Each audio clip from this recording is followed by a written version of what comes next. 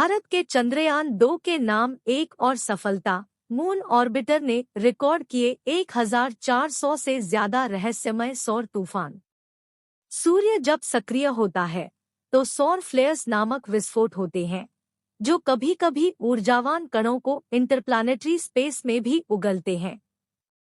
इनमें से अधिकांश उच्च ऊर्जा वाले प्रोटॉन हैं, जो अंतरिक्ष प्रणालियों को प्रभावित करते हैं और अंतरिक्ष में मनुष्यों के लिए विकिरण जोखिम में काफी वृद्धि करते हैं।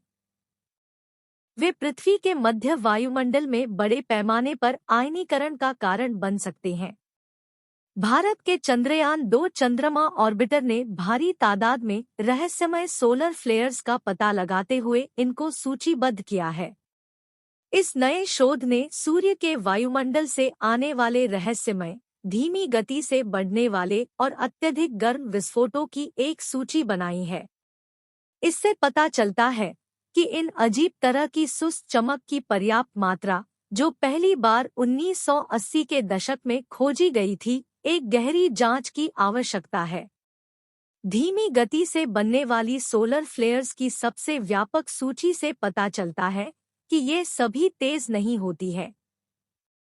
सोलर फ्लेयर्स ऊर्जा के विस्फोट है, जो तब घटित होते हैं जब सूर्य की चुंबकीय क्षेत्र रेखाएं क्रॉस करती है या फिर टूट जाती है और अंधेरे स्थानों के आसपास फिर से जुड़ जाती है।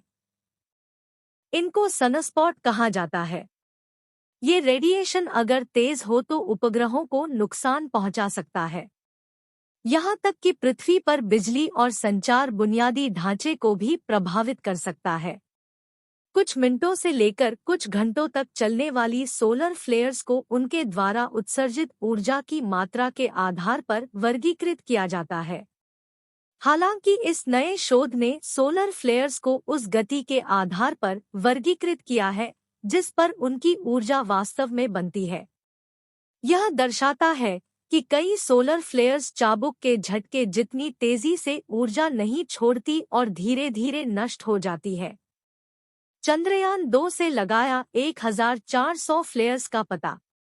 चंद्रयान-2 के लूनार ऑर्बिटर का उपयोग करते हुए शोधकर्ताओं की टीम ने 3 साल में धीमी गति से बढ़ने वाली ऐसी 1400 ज्वालाओं का पता लगाया है।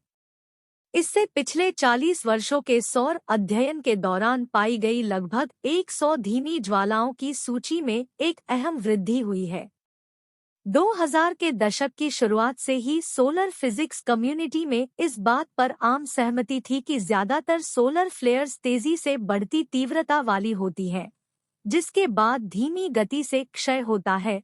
लेकिन इस शोध से पता चला है कि सभी सौर ज्वालाएं उस पैटर्न का पालन नहीं करती हैं।